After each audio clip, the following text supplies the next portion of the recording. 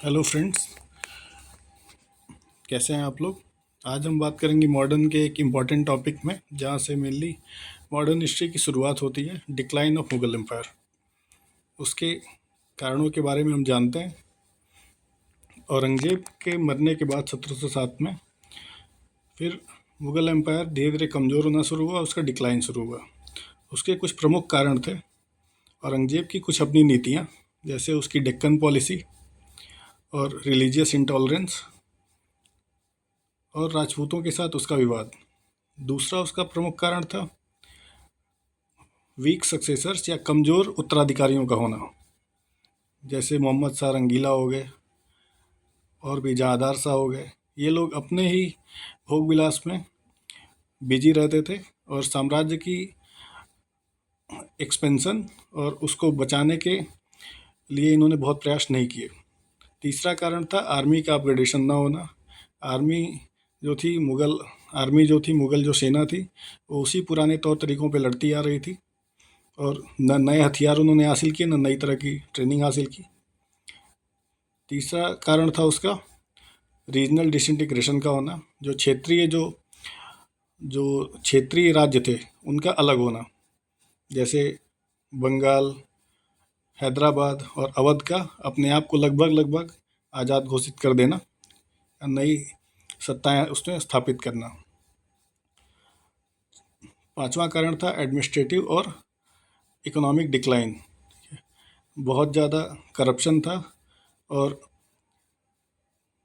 करों का मिलना कम हो गया था मुगल एम्पायर में, जिसकी वजह से भी और लगातार युद्धों में बने रहने के कारण जो उनकी ट्रेजरी थी या जो उनका राजकोष था वो खाली हो गया था। पांचवा कारण था एक्सटर्नल इन्वेजन्स, जैसे कि नादिर शाह का हुआ 1739 में, मोहम्मद शाह रंगीला के टाइम पे, जब वो अपने साथ तख्ते ताउस को या पीकॉक थ्रोन को वापस ले गया। और दूसरा हुआ 1761 में, अहमद शाह अब्दाली ने जब पानीपत की तीसरी बैटल में को हराया। और इससे कुछ जुड़े और एक और इम्पॉर्टेंट उसका कारण है कंपनी और मराठाओं का राइज। जैसे जैसे मुगल एम्पायर कमज़ोर हुई, मराठाओं का उदय हुआ, मराठा और मजबूत हुए और ईस्ट इंडिया कंपनी धीरे धीरे इधर मजबूत होती गई, दक्षिण में अपने पैर पसार रही थी वो लगातार। इससे जुड़े हुए कुछ घटनाओं को जान लेने, कुछ इवेंट्स को।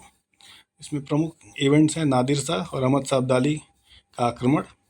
उसके बाद एक मेन इवेंट है बैटल ऑफ प्लासी या प्लासी का युद्ध, जिसमें सिराजुद्दौला की हार हुई और कंपनी एक कमर्शियल बॉडी से धीरे धीरे पॉलिटिकल बॉडी की तरफ बढ़ रही थी। तीसरा एक था बैटल ऑफ बक्सर या बक्सर का युद्ध, जिसमें फाइनली कंपनी पूरी तरह से एक पॉलिटिकल बॉडी बनकर उभरी, जिसमें बंगाल, बिहार, उड़ीसा की उसको दीवानी मिली। ठीक है।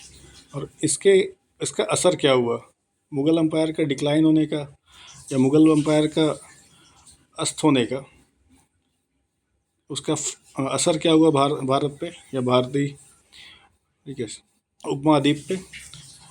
पॉलिटिकल फ्रेगमेंटेशन हो गया, छोटे छोटे नए राज्य बनने शुरू हुए। ठीक है, जैसे अवध, हैदराबाद के नवाब, बंगाल और कुछ राजपूत स्टेट, इधर मराठा। दूसरा उसका असर ये हुआ कि ब्रिटिश साम्राज्य और एक्सपेंड हुआ या ईस्ट इंडिया कंपनी का एक्सपेंशन हुआ। ठीक है, क्योंकि मुगल वीक होते गए और उधर पानीपत की तीसरी बैटल में मराठा हार गए। तीसरा था कल्चरल लीगेसी क्या मिली मुगल से। ठीक है, मुगल्स का भारतीय कल्चर पे, समाज पे उनका और स्थापत्य पे, आर्किटेक्चर पे बहुत बड़ा असर हुआ।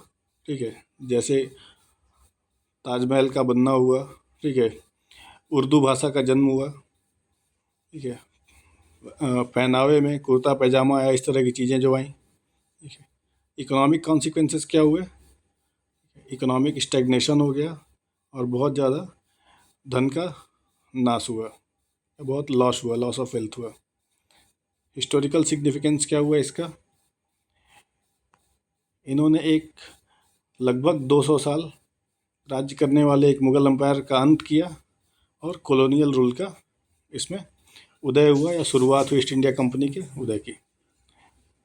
ये था डिक्लाइन ऑफ मुगल एम्पायर। बाकी हम और टॉपिक्स पे आपसे चर्चा करेंगे। बहुत बहुत धन्यवाद। Have a nice day. आपका दिन शुभ हो।